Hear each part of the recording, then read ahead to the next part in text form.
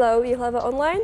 With me we have Åse Svenheim Drivenes, director of the movie Teenage Love Interrupted. We are very pleased to have this movie in our Jihlava Online selection. Nice to meet you. Nice to meet you. Your movie follows lives of teenagers whose lives were put on hold because of unexplainable medical issues. How did you encounter this kind of theme? So the starting point of the film is my twin sister, who's one of the doctors in the film. So through her I got unique access to the treatment room. And I always thought there was an interesting story to tell. There's been a huge increase of children and teenagers with these kind of symptoms. They have been tested and examined. They have lost years in school, teenage years, without getting any answers. And in this film we meet two doctors who work radically different from others. They are not just curious about the physical symptoms and the body, but they're trying to find connections between the body and our thoughts and our feelings, and trying to find out what kind of strains these girls are under that make them so sick. Was it difficult to work with sensitive teenagers? Yes, it was, and the trust that we were given allowed us for the people to speak freely and unfiltered, and we had an agreement with the families that you don't throw us out of the treatment room, so we will be there all the time. And then that was important so that the treatment was not disrupted. And then we would have a conversation afterwards about what we could include in the film and what not to include in the film.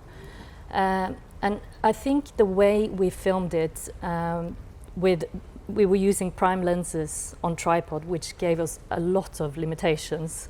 But those limitations kind of became a gift for the film, because the camera was never intrusive. It was more like a sympathetic camera, quietly observing the room, you know. Yes. And that was, I think, important when you have such delicate and such sensitive matters that we're talking about, that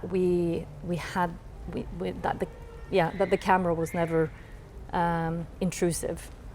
So that was really, I think, the right approach in the film. Yeah.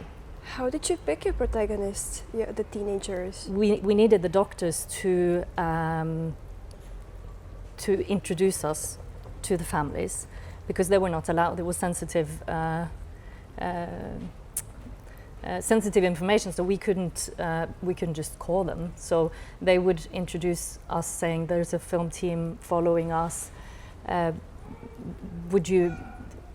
it be interesting for her to call you and talk about the project? And then I would ask them, could we be part of your of this process, and could we film the? And the initial reaction, were they a little bit reluctant about it? I would imagine they would be. I would too, but I was surprised that the kind of access we got. I think they wanted to share their stories, and they had been kind of distrusted for so many years, and for them to be, for somebody to be interested in their stories and to believe in their stories, I think that was what made them get on board. So we had a big premiere in Tromsø, in my hometown, where the film is shot, and it was a big event for the teenage girls. And I feel that the audience is so engaged in the film and in the theme of the film. They have so many questions. I think many people have their own stories with the healthcare system, and I think maybe the film resonates with them because it doesn't shy away from life being difficult, because life is difficult at times. Yes.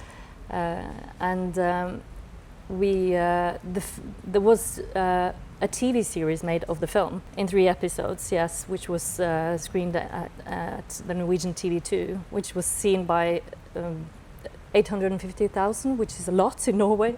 And I mean, the inbox for my sister's email, and it exploded. It exploded completely. She didn't even have time to respond to all of that.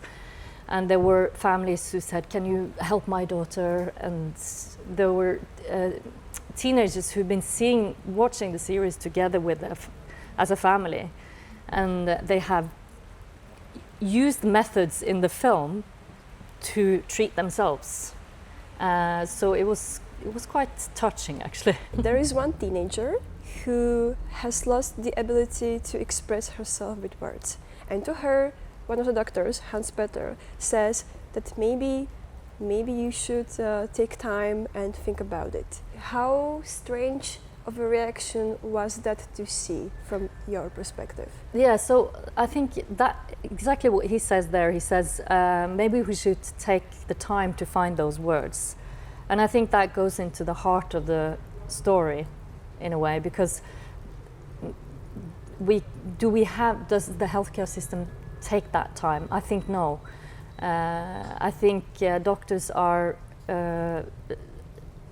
rewarded for as little time as possible with each patient, and that's how the hospitals are financed.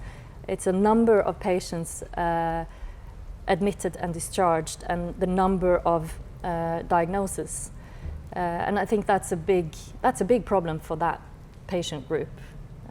The way the hospitals are financed. Thank you for your time and Thank for you being so much. there. Thank you. Thank you.